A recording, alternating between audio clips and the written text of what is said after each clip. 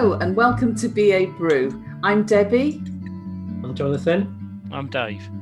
And today we're going to talk about a really hot topic at the moment. Well, I think it's a hot topic, which is facilitating in a remote world, in a remote environment, and on what we have to do as facilitators. Because those of us who work in business analysis, business change, we're usually quite used to facilitating. But does this new remote world bring anything different to it? Jonathan, what do you reckon? So yeah, I think it does, and surprisingly, I've got some thoughts on this one. So I'm astonished. That's a relief. It's unbelievable. It's unbelievable. So for me, what it does is it puts the onus on the facilitator to prepare. So preparation in this world is much more important. You can't just turn up in a room with your flip chart pens and your ideas now. You've got to have prepared. You've got to have prepared the invites, the agenda. You've got to check the technology. You've got a ton. You've got to think about how you're going to use your visuals. Checking things like which whiteboard am I using, and will that be displayable? Am I on Zoom? Am I on Teams? Am I in Google Duo? Or whatever is the tool. There's so much more preparation on the facilitator than in comparison to our respective facilitation in a physical environment. That's kind of the massive difference for me in this world. Dave, what's your thoughts? I think, yeah, you're right. Preparation is key. I mean, you can no longer start your sessions with, if there's a fire drill, we'll all leave out of the same emergency exit, because if there's a fire drill, I'll be out my front door and you guys will probably still be sat in your houses thinking, where the heck has he gone? So, you know, the preparation is different. But I think one of the other things as a BA, as a facilitator, is you have to work harder. I think you have to, you've no longer got that luxury of kind of being in the room with people that you can key in on their body language or the little cues that you get. You know, somebody might look over at their boss or something like that. You don't necessarily see that on a Zoom window, because it's like celebrity squares, isn't it? You know, everyone's positioned in grids of 9, so you're not sure who's looking at who a lot of the time. So I think as a facilitator, you have to kind of do a lot of the things that you would have done visually, verbally, in a sense. So you've almost got to be, it's almost, I think it's like a running commentary on what you're doing. Okay, guys, I'm going to check for clarity now. I'm going to ask if everyone's comfortable, or I would expect there to be questions at this point. Why aren't there any? You know, so that for me is the big change, that you're doing a lot more that you would have done either through body language or just listening through your voice, if that makes any sense. I think that's sense. Oh, sorry, Jonathan. I was just say, I think that's exactly right, because one of the things I've noticed is you get all these fabulous facilities. Yeah. So I love hands up, because I think it really gives people who wouldn't normally say anything permission to say something, and it's all organized and structured.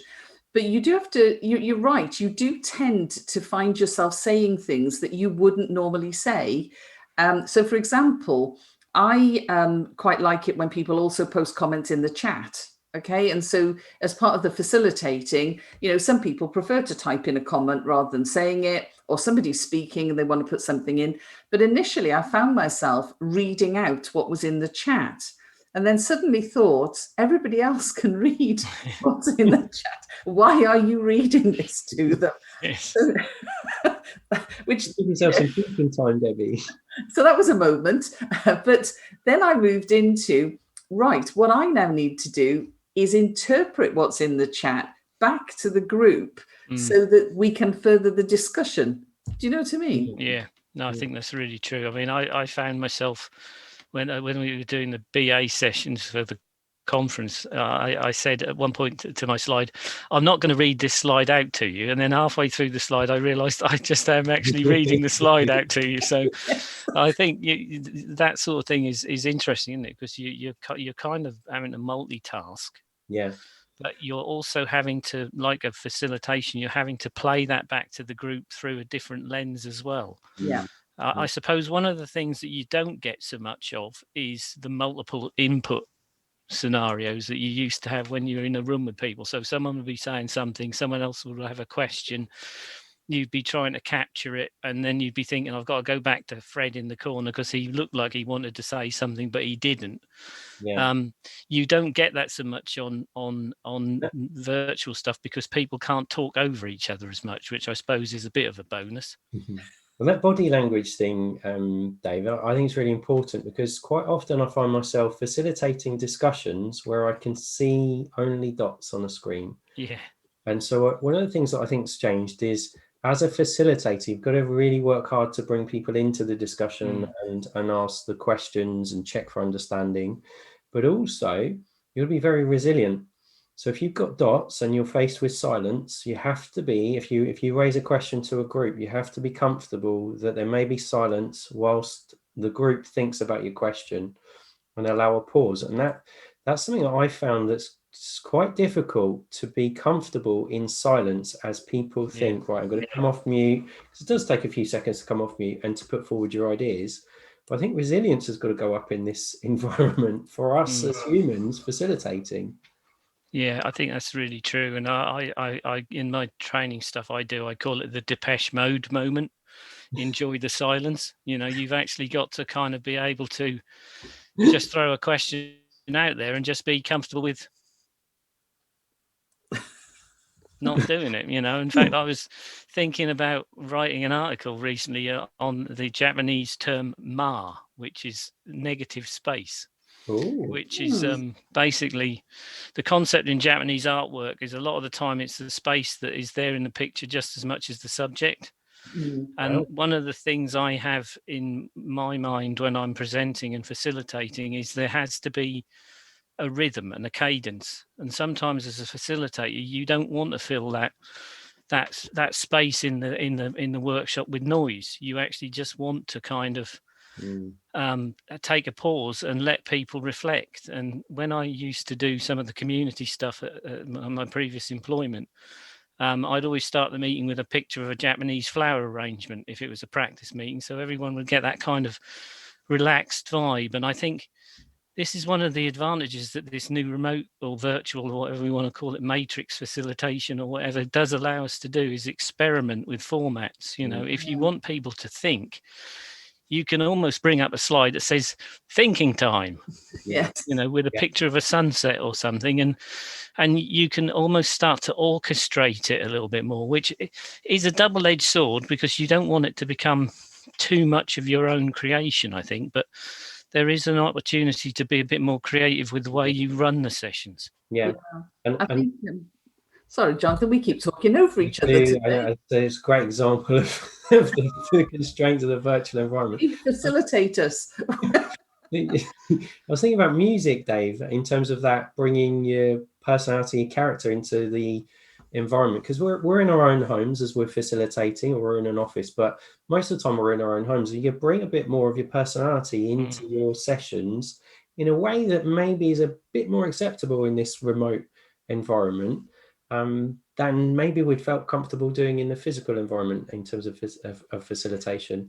I think you're right. And I think, because when you're in a room with people and you try something new and it absolutely crashes, you're going to be in that room with the people for the next hour or so, and you're thinking, oh my God, am I ever going to recover? But if you're doing it virtually, for some reason it feels a little safer to experiment. And I me, I'm a big fan of bringing media and music in. So, if I want to make a point, I might play a bit of Rammstein. That'll get people in the mood or something. But then there might be other music. Again, if you want to have people having a brainstorming session, you might just want to have some music that's kind of more relaxing or more kind of, stimulating. I don't know. There's all sorts of possibilities, I think, in this new world. Yeah, I think it's quite interesting you said about the cadence, because I think about that as well. And I think there is a different cadence for me when I'm facilitating remotely than when I'm in the classroom. And you do have so many more opportunities to do different things and interesting things, and bringing in, if you want to show an image of something, it's so easy just to bring it in, just to look it up and just bring it in. And you can do that in the classroom or in a room. Yeah. But you haven't quite got all of the technology features at your fingertips in quite the same way. So I think the flexibility is also good. But I do think that whole sense of tempo and pace is different. And you have to be used to working with that. But actually, I really, really like it, because to me, it just makes it, I don't know, as Jonathan said, it's a bit more friendly in some ways. You know, it's understanding you in your home environment a lot of the time. And as you can see from my home environment, you know, completely tidy. And and it brings people, Dave. Great minds think alike. Dave, should we comment on Jonathan? Yeah. So where's your bookshelf, Jonathan? Come on, Jonathan. The bookshelves are all near me. I'm surrounded by my books. I've got one of my favourite books here. I've got the books around me, but Good man. I've decided to go for a plain-looking background with the odd prop. My assist rugby ball, which is my prop, sometimes comes out. I can't throw it, but it's quite a good little prop. And I can see your prop there. I'm feeling with you and Dave. Dave's got his pipe. You've got your rugby ball. I seriously have nothing. I have nothing as a prop. Oh yes, I do. Sorry. What is it? What's the prop? It's the Welsh dragon. I should have known. I always keep and that. I'm not starting to sing now, Debbie. I'm going to say that now. I'm not going to be singing at this juncture. But no, it does sort of raise an issue, that though, doesn't it? Because actually, again, when you're facilitating remotely, you know, you could, because sometimes we talk about different artifacts and different things, you know, for various reasons. They might trigger us to think creatively. They might trigger a memory or something. And I know Jonathan and I have talked quite often about some of the de Bono stuff about making links between objects that aren't obvious. And if you're in the classroom, unless you care to carry a massive bag of props with you, it's quite difficult to have those things. Yeah. But actually, in this world, you've got access to so many different things that you can just bring in to sort of enriching the whole experience. Yeah, I wonder also if the iconography of facilitation will change, in a sense of, you know, I have slides that I build into my decks now, my presentation decks and my facilitation decks. I have one particular picture of it's a Greek statue of an athlete with a discus. And I always have that up with the word discus underneath it, which is meant to be discuss. See what I did there? Which is a rubbish joke, but it actually gives people a visual cue as to when I want to do Q&A. Yeah. So you know, you can almost start building in your own brand, I suppose, of doing the session the way you want to. And I think there's always been orchestration, I think, when you're a facilitator, because to a certain extent you are playing the orchestra of the people in the room. But I think with it being, you know, remote or virtual or whatever, you've got that opportunity to provide that framework. And I think also that is important to have that framework, because people are sat at home. They are probably thinking, God, I'm really busting for the loo or whatever, and being able to put in those breaks and run the meeting in a way that helps everybody is I think it's something that we're going to see happening much more often, and people will probably evolve their own style of doing it. Yeah, I think that's a really good point. I think you can't underestimate the importance of those regular breaks. I think an hour, maybe to an hour and a quarter or so, but anything beyond that, it's too much. That you need to give people time away from their laptops. They've got to go time to use the facilities and go get themselves a drink, get some fresh air, whatever they need to do. And so you've got to get that rhythm just right, and it's got to be right for your group and obviously right for the time frame. But it's just another thing to think about, and it's showing, I think, as a facilitator, that you're empathizing with your group. And if you don't do it, you're going to lose the group. They'll just switch off. Yeah, because effectively you're actually giving someone permission to use their own toilet. It's weird, isn't it? You know? Anyone want to use the toilet? Well, yeah, I do. All right, okay. So and I think that's the other thing. I think there's almost like some hidden things about this new virtual facilitation and presentation, in the sense of, I touched on it in a webinar the other week, that when you're in the old days, when you were in a room or you were on a corporate call with other people who worked in the company, you were pretty sure they were allowed to work at the company. They'd been admitted by someone from security into that company building. But these days, for all I know, someone could have their mother sat, the other side of the table, or somebody could be working in their kitchen. And that's kind of like, that evokes interesting questions about security and confidentiality, so I think there's a lot of these things. They're almost like the non-functionals, in a sense, of the way we run the sessions, because you don't know who's listening, literally.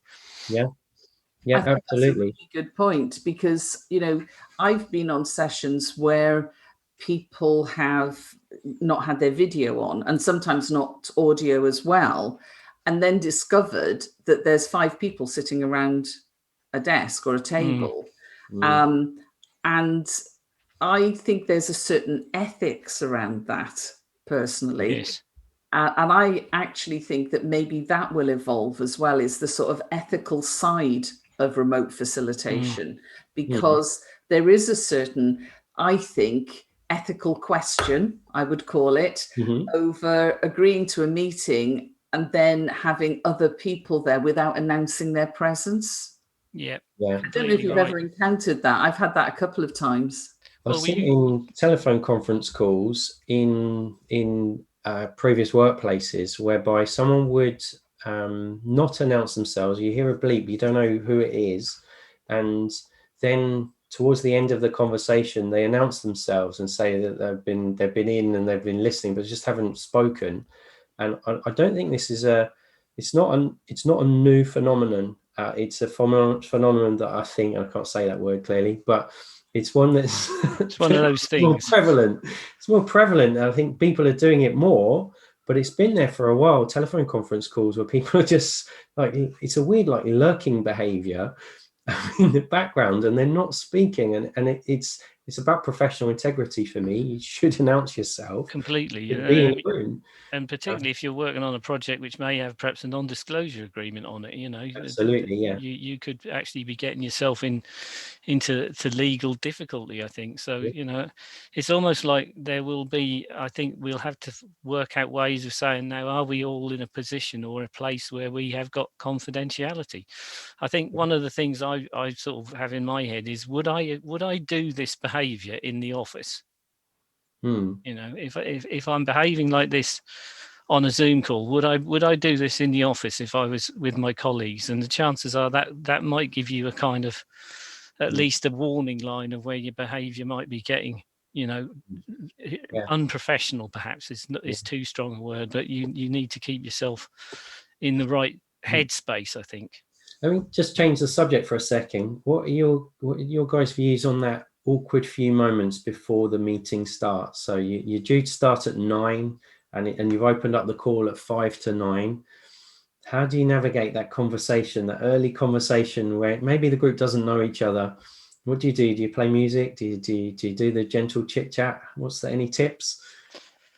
You need to prepare for it, because it happens all the time. And I've tried doing the general chit chat, okay, but actually sometimes I was on a session yesterday where I was given a presentation, but the rest of the group were in a different country and speak a different language, and so we're all sitting there, and I'm thinking, well, I start the conversation here when actually they're much more comfortable in a different language, So I actually did think to myself, this is really quite tricky. And in a way, I'd rather keep myself off video, off audio until a minute before sometimes, But in other situations where I'm actually facilitating, a discussion or something, then I do try to instigate a bit of initial discussion. Apart from anything else, it's nice to know that everybody can actually hear you and that people are actually